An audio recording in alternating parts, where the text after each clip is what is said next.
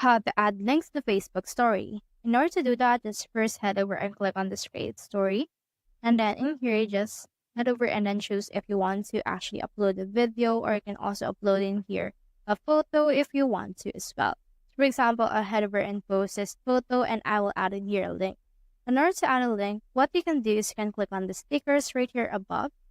And in here, just look for the avatar name link. If you can find it right here, you can also just try to scroll down if you want. Another option that you can do is you can head over right here to your Instagram, click on this your story, and then just choose in here the story that you want. So for example, for this case, let me head over and upload in here a photo. I'll upload in here the same photo that we have earlier, which is this one. And then click on the sticker icon. Then in here, choose the link option and add in here the link and click on done.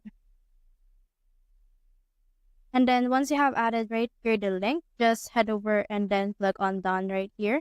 And as you can see, it's been added.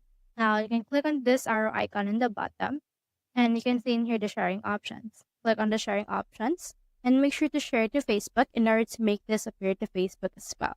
Now click on the share and then this will be added. So that's how you add links to Facebook story.